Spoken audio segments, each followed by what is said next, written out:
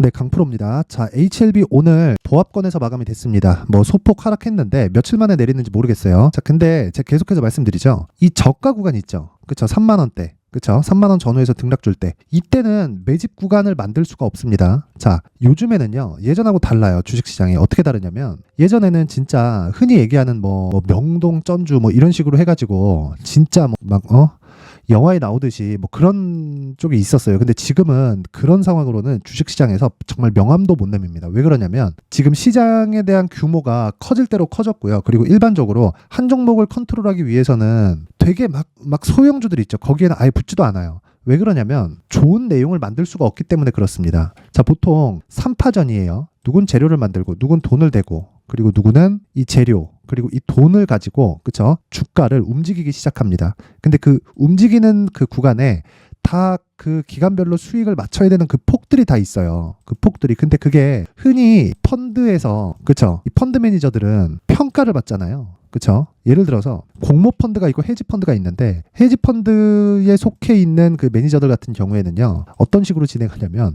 매월 아니 매주 아니면 매일 그쵸? 이렇게 실적을 평가받습니다. 그리고 특정 지점에 왔을 때 손절을 안 하면 왜 손절을 안 하고 그리고 손절을 안 해도 되는 타당한 이유를 그쵸 계속해서 제출을 해야 돼요. 그러면 오히려 기관 쪽 그쵸 외국인을 포함해서 기관 쪽에서 더 시간이 더 없습니다. 그래서 이쪽 구간 있죠. 하락 구간. 이 구간에서 매집 자체가 안 되는 거예요. 한 달, 두 달, 세 달, 네 달, 다섯, 여섯, 6개월 동안 매집한다고? 이 자체가 불가능해요. 그래서 주가는요. 올라가면 올라갈수록 더 가는 겁니다. 왜? 빨리 실적을 내야 되니까. 주식시장은 이 구조에서 벗어날 수가 없습니다. 이 내용 반드시 기억하셔야 돼요. 그러면 HLB 같은 경우에 보세요. 수급을 한번 보면 오늘도 140억 매수가 들어왔습니다. 그리고 올라오면 올라올수록 뭐가 붙어요? 거래가 계속 붙잖아요. 물론 거래는 늘지. 근데 외국인들의 이 투자 규모가 계속 늘어나잖아요. 이게 왜 이런 상황이 계속 발생을 하겠는지 그 부분을 생각해 보시라는 겁니다. 그쵸? 자, 그러면 한 가지 내용을 더 말씀을 드릴게요. 외국인이 우리보다 그쵸? 개인 투자자들보다 정보에 빨라요. 그쵸? 이건 어쩔 수가 없죠. 그러면 외국인들이 올리면서 매수하고 있는 이 과정에 우리가 어느 특정 기준점을 어떤 종목이든 다 대입할 수 있는 상황을 만들면 장기적인 수익 모델이 완성되겠죠. 자, 그러면 답이 간단하게 나오는 거예요. 오르는 주식을 사되 특정하게 어떤 지점을 찾자. 그게 신고가라고 말씀드리는 겁니다. 기본적으로 52주 신고가가 있고요. 그리고 요것보다 더 줄여서 적용을 시키는 경우도 있는데 그건 뭐 종목에 대한 사이즈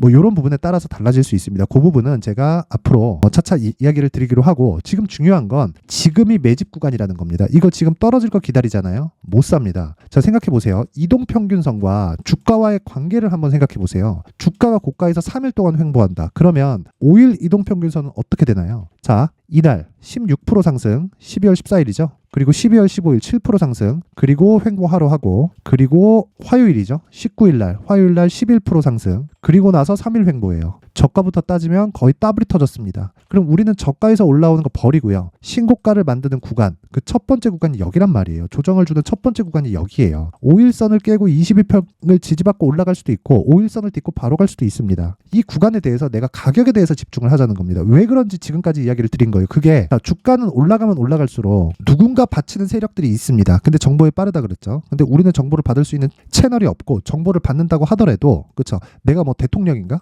그쵸? 내가 뭐 대통령인가 뭐 국회의원인가 뭐 기업인인가 아니잖아요. 물론 개 중에는 그런 분들이 있을 수도 있지만 아무리 이런 상황이라도 내가 제대로 된 정보를 받을 수 있을지 없을지에 대한 판단을 끝까지 내릴 수 없단 말이에요. 정확한 판단을 내릴 수 없어요. 그러면 들어온 돈을 믿는 게 맞습니다. 그래서 뭐 수급이 되게 중요하다 그렇게 이야기를 드리는 게 아니라 들어온 돈으로 나온 결과 그게 시세잖아요. 가격. 그렇죠. 그래서 제가 가격에 대해서 계속 강조를 드리는 거고 지금은 고가에서 매집 중이다. 그리고 기관 투자자들 그리고 외국인 투자자들은 그렇죠. 헤지펀드 물량들이 많기 때문에 얘네들이 더 바쁩니다. 빨리빨리 매집해서 빨리빨리 띄우고 빨리빨리 끝내고 시세 끝내고 나가야 돼요. 근데 거기서 실적이 나오면 손바뀜이 계속해서 일어나면서 주가가 올라가죠. 삼성전자 보세요. 그렇죠. 아니 누구나 워렌 버핏이 될 수 없어요. 그렇죠. 워렌 버핏은 운용사를 운영하고 있죠. 근데 기본적으로 그 버크셔 해서웨이는 보험사입니다. 보험사. 그래서 장기적인 관점으로 돈을 받아요. 관점 자체가 다르다고요. 근데 기본적으로 이런 종목들, 그렇죠? HLB를 포함해서 에코프로까지 마찬가지입니다. 이런 종목에서 들어오는 건 헤지펀드에서 들어오는 게 거의 대부분입니다. 그리고 최근에는 방식 자체가 조금 바뀌어서 ETF나 그렇죠? 그런 부분들이 있죠. 자, 그런 부분들이 있기 때문에 이쪽에 포함되는 흔히 이야기하는 LP들, 그렇죠? 이런 부분들이 존재를 하는데 기본적으로 들어올 수 있는 환경을 갖춰줬기 때문에 그 자체가 나쁜 건 아니에요. 그런데 그렇죠. 이쪽에서 들어오는 외국인 자금이나 이런 거는 무조건 바쁠 수밖에 없다. 우리보다 더 바쁘다. 그래서 지금 철저하게 매집 구간이라고 인정을 해야 된다. 떨어질 걸 기다리면 이거 못 삽니다. 난 떨어지면 4만 원 이탈하면 내가 사야지. 이런 거 하지 말라는 거예요. 주가가 고가에서 횡보하면 이평선 따라 올라가요. 그러면 고가에서 딱 수렴하고 바로 날아가 버릴 수도 있습니다. 이 구간에서 잡는 게 가격 전략. 그리고 기간을 최소한으로 줄이는 게 보유 전략입니다. 근데 2주 안에 모든 걸 끝내야 돼요. 2주 안에 팔고 나와라. 그런 게 아니라 100% 팔고 나오라는 게 아니라 올라가면 올라갈수록 그쵸? 올라가는 정작 이 시세가 나오는 이 상승 구간은 짧아요. 길어야 3개월입니다. 길어야 3개월. 에코프로 보세요. 에코프로. 그쵸? 에코프로도 보면 쭉 보시면 여기 2월 달부터 상승하기 시작해서 석 달 올랐죠. 석 달 오르고 나서 조정 주죠. 그리고 다시 올라가잖아요. 기술적으로 보면 요 구간 못 잡습니다. 물론 이 구간에서 잡을 수도 있지만 여기서 그래도 이것보다는 조금 덜 오른 걸 찾아야지. 그래도 이 시세 시작점에 있는 걸 찾아야지. 그렇게 보는 게 맞지. 이 구간은 못 잡는 거예요. 근데 내가 리스크 대비해서 리턴, 즉 위험을 감수하는 것 대비해서 수익이 어느 정도 올 수 있을까 그 부분을 계산했을 때 여기서는 안 하는 게 맞고 지금은 다시 하는 게 맞습니다. 자, 그러면 HLB 같은 경우에는 어때요? 이제 시작한 거잖아요. 이제 여기서 떨어질 걸 기대하면 절대 못 한다고요. 그리고 혹시 떨어지잖아요. 그러면 내가 매수할 수 있는 가격들을 잡자. 그게 가격 전략이라고 말씀드렸죠. 자, 그래서 제가 이 가격에 대해서 이야기를 드리기 전에 여기 그 강프로의 소통방에 대해서 제가 안내 말씀을 드리겠습니다. 자, 내용을 한번 보면 자, 보세요. 12월 22일 그렇죠. 시노펙스, 테크윙, 레고캠바이오 이렇게 진행이 됐는데 소통망의 특징점이 있습니다. 첫 번째, 무료로 진행한다는 점. 그리고 두 번째, 신고가 매매만 진행을 합니다. 이 부분 반드시 기억을 하세요. 자, 근데 신고가를 진행하는 이유는 어떤 종목이든 강세를 보이는 그 구간, 그리고 주도주가 될 때는 무조건 신고가가 발생을 합니다. 그리고 나서 시장의 주도주가 되는 거예요. 막 바닥에서 갑자기 팡 뜨더니 이게 시장에 주도할 거야 이렇게 되는 게 아니라 바닥을 잡고 올라와서 고가 매물 먹고 그리고 신고가를 만들고 나서 추가적으로 올라갈 때 시장의 주도주가 되고 테마가 형성되면서 쭉 날아갑니다. 그렇죠? 여기까지 인정을 하셔야 돼요. 그래서 제가 계속 무료로 진행을 하고 신고가 종목만 공략을 하는 겁니다. 당연히 여기 나온 모든 종목들도 신고가로 진행을 하고요. 모두 다 스윙으로 진행을 합니다. 2주를 넘기지 않는 선에서. 물론 수익이 크게 발생했어요. 30%, 50% 이렇게 발생하면 추가적으로 가져갈 수 있지만 최장기간, 장기 투자는 3개월 안으로 끊는다. 내용 한번 볼게요. 오늘 시장 내용이 그렇게 썩 좋지 못했습니다. 코스닥 같은 경우에서는 고가에서 매물이 나왔기 때문에 장 후반에 대한 움직임은 그렇게 좋은 움직임을 보이지 못했어요. 그렇죠? 그래서 시노펙스, 자, 시노펙스 먼저 보면 오늘 이 내용 보세요. 고가 구간에서 보잖아요. 자, 시가 0.9%, 고가 23%, 종가 11% 이렇게 끝났습니다. 그쵸? 종가 11%, 시가 0.9%, 10% 이상의 수익 구간이 발생을 했다. 왜? 신고가니까. 실적이 좋아서? 아니에요. 이거 시가총액 4천억 정도 되는데 4천억 대비해서 실적은요. 그렇게 좋은 편이 아닙니다. 자, 내용 한번 확인해 볼게요. 22년 실적이 129억. 올해 좋아지긴 합니다. 그쵸? 1분기 70억, 40억, 65억 좋아지기는 합니다. 근데 실제 결산 실적이 나오기 전에 이미 신고가를 8월 달에 만들고 그리고 또 만들고 있어요. 이유가 있다는 거예요. 그러면 우리가 믿어야 될 건 가격이라는 거죠. 그래서 정확하게 나가는 게 장 시작 전에 나갈 수 있다. 그쵸? 자, 레고캠바이오도 마찬가지예요. 레고캠바이오. 자, 8시 54분에 진행됐죠? 그쵸? 오늘 6% 상승. 하는 것마다 막 상한가 가고 그러면 좋겠지만 그거는 아무리 해봐도 안 돼서 그건 패스하고요. 기본적으로 신고가 구간에서 시세가 시작되는 그 공략 지점만 딱 노린다. 시가 1.6%, 고가 8%, 종가 6%대. 그쵸? 대략 5% 정도의 수익 구간이 발생했다. 스윙으로 진행한다. 그쵸? 스윙으로 진행하는 과정에서 수익이 볼 수도 있고 못 볼 수도 있지만 기본적으로 시세가 나는 구조는 정확하게 맞춰가고 있다. 자, 쭉 봐도 뭐 다 마찬가지입니다. 그쵸? 쭉 올려보면 한익스프레스, 한동훈 관련주죠. 굉장히 강했죠, 최근에. 그쵸? 상한가 가고 난리를 치죠. 여기 보면 자, 어버브 반도체 19일 날 화요일인가 그래요. 그쵸? 어버브 반도체 같은 경우에는 어버브. 자, 보세요.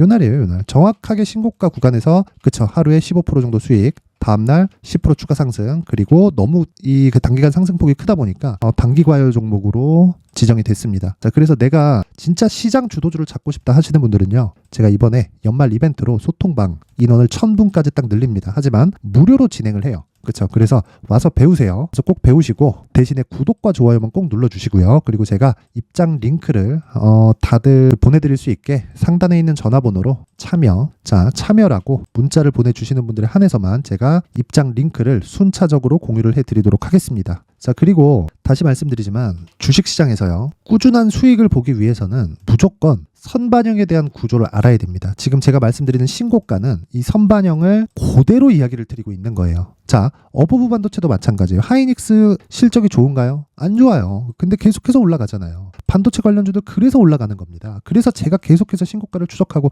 두산 로보틱스도 신고가잖아요. 얼마나 강했습니까? 최근 저 계속해서 강한 움직임을 보인단 말이에요. 자, 그리고 보세요. 장 시작 전에 다 나가죠. LS 머티리얼즈 상한가. 자, 여기 KINX 급등. 그치요? 그 전에 말씀드리잖아요. 12월 14일.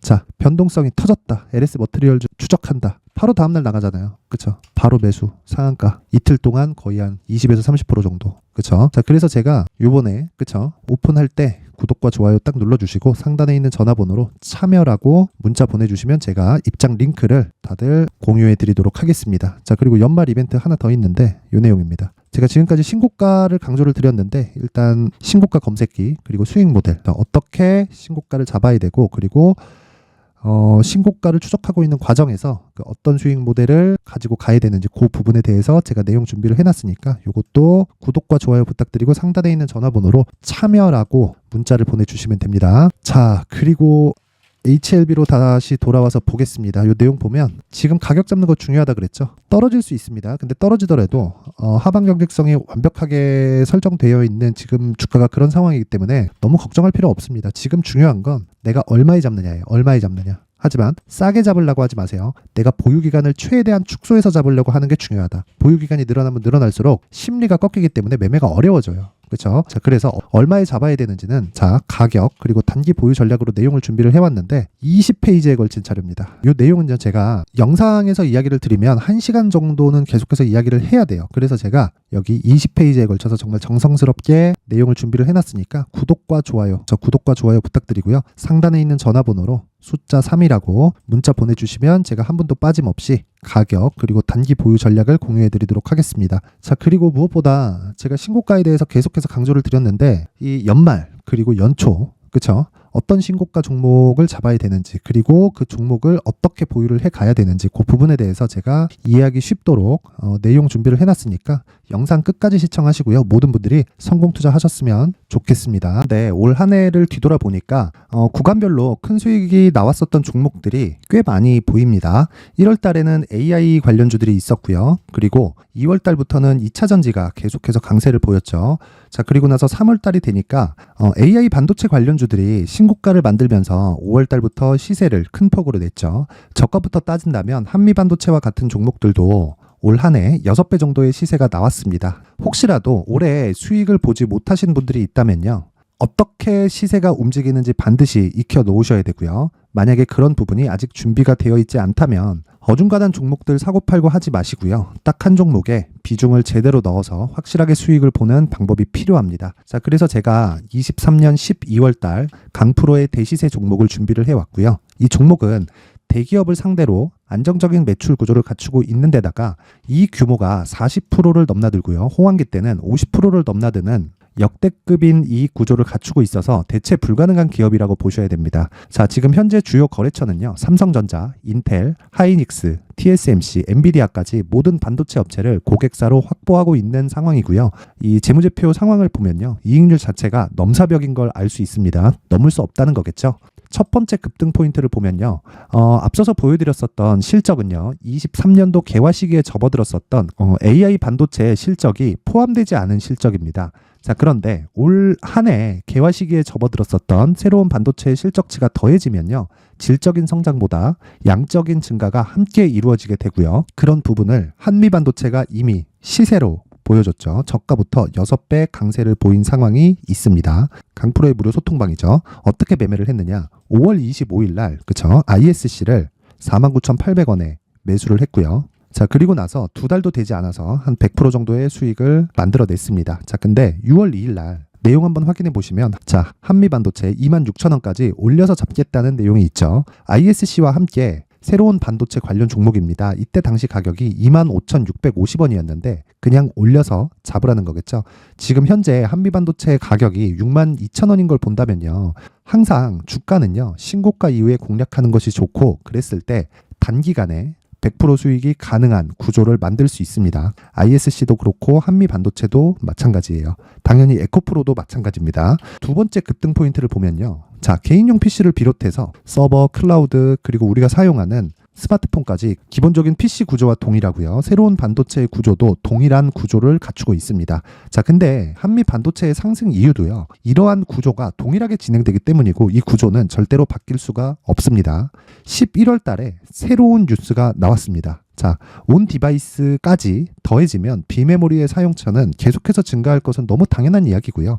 그런 부분을 감안했을 때 이 기업은요. 질적인 부분에 대한 성장이 아니라 양적인 증가까지 이룰 수 있는 상황이 된 겁니다. 한미반도체의 시세를 보면 아직은 굉장히 저렴한 상태를 유지하고 있고요. 세 번째 상황을 보면요. 엔비디아의 실적인데요. 그건 올해 초 대비해서 4배 정도의 상승폭이 나왔고요. 주가도 그 정도가 당연히 올랐죠.